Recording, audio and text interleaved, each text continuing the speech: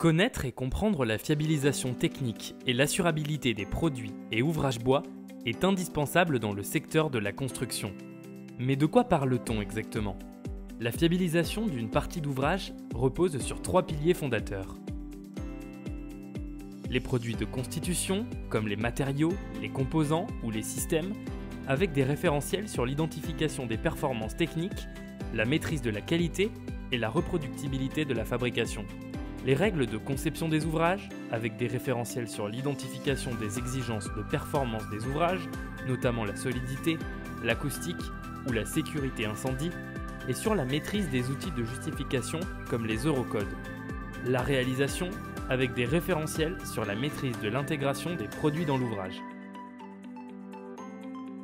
Ces référentiels techniques auront le plus souvent un statut normatif ou un statut réglementaire, des statuts souvent amalgamés à tort.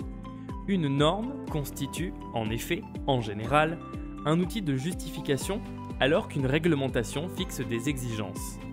Traditionnelles, non traditionnelles, comment évaluer et reconnaître les produits et ouvrages bois? La traditionnalité se base sur un retour d'expérience significatif pour des parties d'ouvrage maîtrisées par un grand nombre d'acteurs.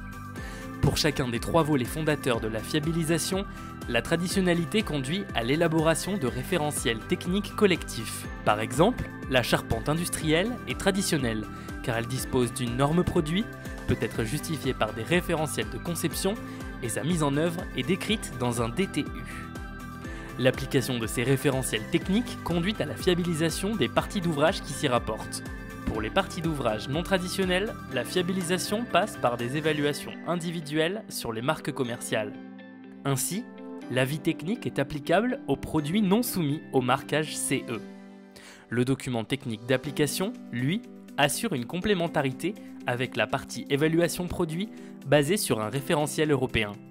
Alors, quel est le lien avec l'assurabilité? Les assureurs différencient techniques courantes et techniques non courantes. Les parties d'ouvrage traditionnelles, ou celles faisant l'objet d'un avis technique ou d'un DTA par exemple, sont affectées en techniques courantes. Leur assurabilité est ainsi facilitée. Les techniques constructives, disposant d'évaluations ou justifications autres, sont considérées non courantes. Elles peuvent toutefois être assurées sur la base d'accords spécifiques avec votre assureur.